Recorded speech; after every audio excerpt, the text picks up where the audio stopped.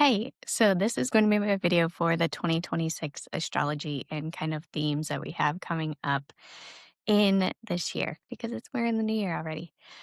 I really want to do this live, but my energy just wasn't having it this week. So, lower pressure for me. And I feel like that is a huge vibe going into this first week of January that we have. We have a new moon or a full moon in Cancer tomorrow on January 3rd. So that is going to be kind of illuminating what we need for our own emotional stability. We have it, counterbalancing a ton of Capricorn energy. So really pay attention to what your body needs this week. I know I have, and over the next coming weeks, I feel like we're really going to be shown what our limits are, what our emotional capacity is, and what we need to kind of let go of and release because this period is going to be about releasing in the first part of January. So, um, a couple things that I find really fascinating about this year are the numerology and the Chinese New Year that we're having um, flipped this year. So, if you follow any of those, I feel like those are very telling about what the energy is going to be this year. So, our numerology for the year, we're entering a year one. I still keep forgetting that we're in 2026 right now as I'm recording this. It doesn't feel like it's January already. But we just came out of a year nine. So, a year nine is about completion, it's about ending cycles, very transformative energy. And then year one is about new beginnings. And in the tarot, if you follow the tarot years, it's going to be a year 10, which is about creation. So it kind of carries the same weight creation with what you just went through in the past 9 years. We are starting a brand new 9 year cycle, which is crazy. Um, to put into context, our last 1 year was 2017, and then before that was 2008. So if you go back and see the themes that were kind of going on in those years, you can see where the energy of this year might take you. I know for me personally, they were very big years. I met my husband in 2007. I had just ended a really long-term relationship. I up and moved to Virginia from New York. And then in 2008, him and I moved cross country. He was enlisted in the Marines. And so we moved from Virginia to Yuma, Arizona together. So very big year of new starts, creation. And then in 2017 was the year that I really picked up with Clary Hollow. So I started Clary Hollow in 2016, the end of it. And then 2017 is when I really started putting a lot of work and effort into it. So for me, I know that they were very transformative years and pivotal years. So I'm interested to see where this year takes us. So that's numerology for the year. Now, the Chinese zodiac, if you follow that last year, and we're still in this energy for the zodiac with Chinese New Year because the Chinese New Year doesn't start until February. So right now we're in the energy of the wood snake. Again, a lot of shedding, a lot of releasing, a lot of transforming. And if you think of a wood snake, snakes usually hide. They're a hidden creature. They kind of stay in the shadows, a wood snake especially. If you think of the imagery of that, if you're a snake person, it's hidden. It's not well seen. And in February, we're going into the year of the fire horse. So lots of fire energy, lots of movement. And if you think of snakes as, they're pretty solitary creatures. They don't travel in packs, whereas horses like a herd. They like to travel together. They like to move. They like freedom. And fire energy is freedom and movement and motivation. So to have those two, the animal with the element is going to be, I feel like, a very fast moving year, where last year was so stagnant and so much about shedding and recreating and just kind of being in our own energy. This year coming up is going to be way more collective facing and a lot more movement. So I feel like those two together, even if I just talked about those are very prominent themes for 2026. But we have a ton of astrology to back it up, which is wild. Um, I've been talking about this big shift that we're going to be happening in February with Saturn and Aries moving into, or Saturn and Neptune moving into Aries together in February, which is pretty unprecedented astrology. So Saturn moves every 2.5, 3 years. Neptune moves like every 14 years. So to have them move at pretty much the exact same time into the same sign is pretty crazy in itself. They've been in Pisces together. There's been a lot of Pisces energy. So Pisces is very liminal, very mutable, kind of like transformative, but not steady and not clear. Pisces energy is very much connected to the other realm, the other side, the things that we can't see or feel. Aries energy is very much about being in our body, being in knowing what we want, carrying that energy forward, putting action, putting movement to it. So we've been in this very watery feeling space, and we're going to be, I hate to say this way, but pretty much thrown into the fire. I see the energy, the thing that keeps coming in my head is forged in fire. I had mentioned that a lot of stuff was reworking itself last year. This is where it kind of comes into play. And I feel like January is going to be the time where we really figure out what we want to create. It's not necessarily a time to move forward and take action, but I feel like we are going to be shown this month what really matters, what we want to stabilize, and what our energetic capacity and container can be, which I've already had a lot of those themes come up. So I don't know if you guys are too, but really pay attention to those elements this January, because I feel like, and just honor your energy.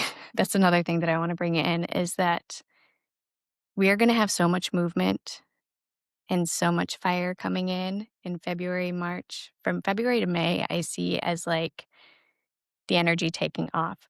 So really honor the slow period now.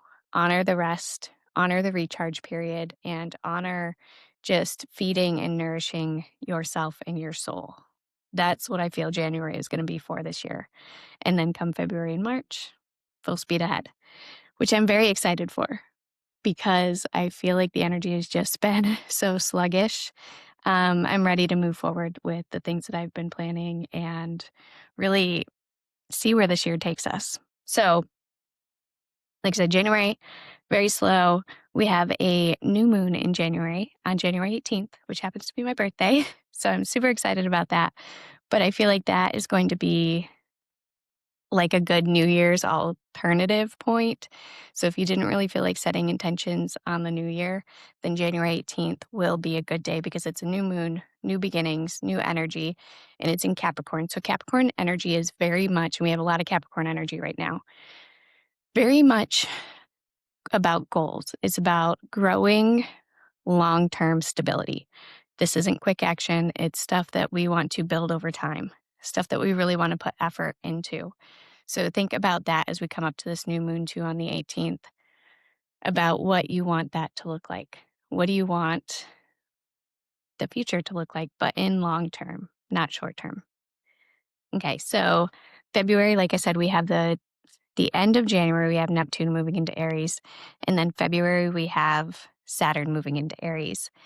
They are going to be together at 0 degrees Aries, like I said, which is a little wild. And 0 degrees Aries is what they call the Aries point. It is the start of everything. Aries is the start of the zodiacal new year. So it starts the zodiac calendar.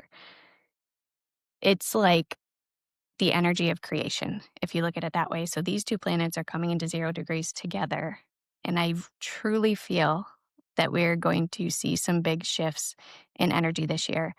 And I feel like I've talked about this before, maybe, but I feel like the energy of those planets and their purpose and how they interact with our energy is going to change. I feel like it's really going to be a shift in how these planets work with us and how they show up. So Saturn is a little harder. It's kind of a restrictive energy. It's the lessons planet. It shows us where we need to build structure, where we need a little bit more reserved energy, where Neptune is a complete opposite. It is about oneness and unconditional love and big dreams and illusions, but also delusions. So to have them coming together in this new creation point, that 0 degrees Aries, I feel like they're going to affect each other and affect each other how they work. I see a big shift. We've already had this great awakening in the spiritual space, but I see it getting even stronger. And I feel like it's going to be more grounded, more concrete. So, like I said, we were in this Pisces area, which was very spiritual, but it's very liminal. This Aries point that they're going to be at is going to bring it in to our daily lives, how it actually works with us. And I feel like we are going to see a big shift collectively on bringing the more spiritual stuff into the norm, the everyday life. It's not just going to be about taking care of our physical health. We're going to bring more of that spiritual side to it, which I feel like is already happening, but I see a bigger shift in that happening after that February point, which I'm really excited for. Um, so that big energy there. We also have a period from, I think it's March 20th to May 6th, where we have no retrograde planets. So when a planet retrogrades, the energy slows down. So from that period, we're going to have all this fire activation, and then we're going to have a very fast moving period on top of that. So no retrograde planets for like that springtime energy. And the spring equinox is on, I think, the 21st. So this, to me, is wild. Crazy energy. Be prepared to move faster. So make sure in the next couple months to really get grounded in your daily routine, your health, your wellness, what you want, because it's going to pick up speed and things are going to get a lot more intense, but in a good way. I feel like if you're prepared, then you're really going to know kind of what you want and where you're going to use this motivation and this forward facing movement. So, super excited about that. Our eclipse season is another thing that I want to talk about. I feel like our eclipse season is coming a little earlier this year. Usually it's in the springtime. But our first eclipse is on, I think it's February 17th. Let me double check that date before I give that to you. Yes, February 17th, new moon eclipse in Aquarius. So lots of fire energy. And then we're going to have a new moon eclipse in Aquarius, which is an air sign. So, air, fire, combustible. But like I said, we can use it in a good way. So eclipses already bring kind of that change of energy, that a little bit of chaos, a little bit of, shaking things up. It's not energy that we want to use directly, but it's energy that you want to be aware of. So usually during the eclipse portal, kind of like the retrograde portals, things come in to show us what we need to change, how we need to move, and how we need to shake things up. Sometimes the energy does it for us, but sometimes it's a little more nuanced. So during the eclipse season, it's going to be from February 17th to March 3rd for the springtime ones. Really pay attention to what's coming up, what's going on. Really big areas for divination too. So if you want to, I love pulling cards and meditating because the energy is so strong in the eclipse portal. I feel like so much comes in and so much shifts and transforms for me in that space that I kind of love it. I know it brings a little chaos, but I'm here for it. So March 3rd, we're going to have a full moon lunar eclipse in Virgo. The nodes are shifting this year. So the eclipse axis happens on the north node, south node axis. So we are going to also see a big shift in the south node and north node. So it's been in it's been in Pisces and Virgo for the past year and a half. It's going to be switching this year in July from Aquarius to Leo. So this is the first kind of season that we're seeing that shift in the eclipses starting to happen more on that axis, which is also kind of exciting too, but more fire energy because Leo is a fire sign. And then we have air with Aquarius coming in too. So that kind of energy. One cool thing about the eclipses this year, which I find fascinating, is that each eclipse is in a different element. So we have one in air, one in earth, one in fire, and one in water. So it's a very balanced energy, and we're going to be kind of hitting all those points. And I just find that really cool. Nothing really like crazy to say about it, but just one of those side notes that I think is cool. Um, we have 3 Mercury retrogrades like normal. All of these this year are going to be in water signs. So last year they were all in fire signs. So fiery communication, explosive communication, that kind of thing. We saw a lot of those themes. This year they're going to be in water signs. So water signs are more intuitive and more emotional. So we could see a lot more emotions, but like in a watery way coming through this year. So the Mercury retrograde, just so you have a heads up, the first one is February 26th to March 20th. And the second one is June 29th to July 3rd. Third is October 24th to November 13th. And that last one is going to be overlapping with a Venus retrograde, which we have going on from October 3rd to November 13th. So that October-November period is going to be very slow moving since we have those two more prominent planets retrograde together. We don't have any Mars retrogrades this year, which is kind of cool. So Mars is that that motivation action planet. We don't have any retrogrades in that. So the energy is not going to be super slow this year. But during that period, I see it happening to be a little slower.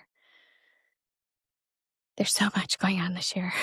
I'm trying to figure out what I have to talk about still. So we have Jupiter moving from Cancer to Leo, which Jupiter moves every year. And that's going to be happening on June 30th from June 30th to July 26, 2027. So that one, like I said, happens every year. So it's not as big as some of the outer planets moving, but still pretty significant energy from moving to Cancer to Leo. So Cancer is more emotional, home-based sign, very watery, into Leo, which is more fire energy. Jupiter is a planet of expansion and growth and abundance. So just more fire energy. But Leo, I feel like this Jupiter into Leo is going to be asking us more to connect to ourselves through our heart spaces, through our authenticity and who we truly are. If you've listened to our Seeds of Discovery podcast or been to any of our classes, you know that Beth and I have kind of beat to death the fact that you really need to hone in on your own inner authority and not so much on outside authority as far as your feelings go and stuff like that. And this is why we're going to have an expansion of that area. So the more before June that you can really tap into your own inner self, your own authority, who you are, what you want, what lights you up, what sets you on fire in the best way possible, then this Jupiter in Leo is just going to be exponentially better for you. One of the things I always say is be your own guru. Like even me talking to you and telling you all this stuff, if it doesn't resonate, it doesn't resonate. It's not meant for everybody, and not everybody has the same energy. So the more that you can truly know yourself, the better it's going to be, especially with all this fire energy coming in. It's going to be collectively, it could get, like I said, a little more fiery, which is good and bad. We need the momentum and we need things to change because fire brings in transmutation, transformation. It really clears the way for a lot of other stuff to come in. But on kind of the flip side of it, the shadow side of it, it can be explosive, it can be aggressive. So the more we're centered and grounded in ourselves, the better it's going to be. The other big planet that we have shifting is Uranus. So Uranus changes every 6.5 years, and it is going to be changing this year. So not only do we have Neptune and Saturn and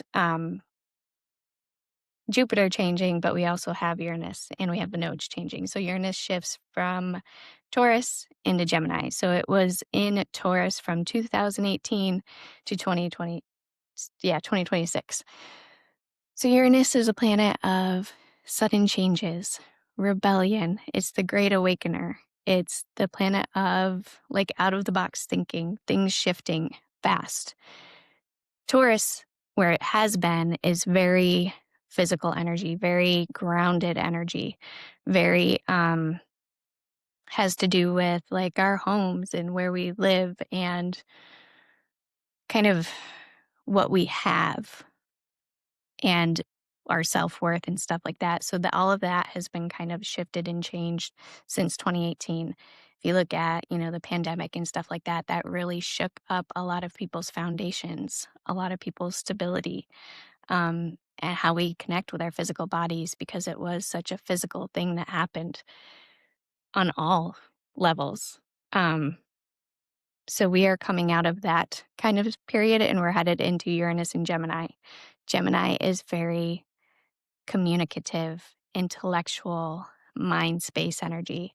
So we're going to see a lot of changes in that space happening. How we communicate, how we connect to each other, how we share information. We're going to see, like I said, a lot of changes in that area, but it's also going to speed up. So Taurus is an earth sign, grounded, stable, slow. Gemini is fast moving. Again, fast energy coming in to shake things up, move things forward. Again, the more grounding and the more centering you can get to this year, the better, because it's just going to make all this fast moving energy around us more easier to work with, more beneficial, because I don't see any of this as overall bad. I just see it as different. So I feel like our nervous systems are really going to um, need some regulation through this. Is probably the nicest way I can put it. So the more that we're able to tap into those like somatic practices, meditation, yoga, really connecting ourselves, into our bodies, into our feelings, and being able to process that stuff is going to be huge. Okay, I feel like that was a lot. That was a lot, but that's kind of like the overall feel of 2026 and what's coming forward. Fast moving in the spring, slower moving in the fall.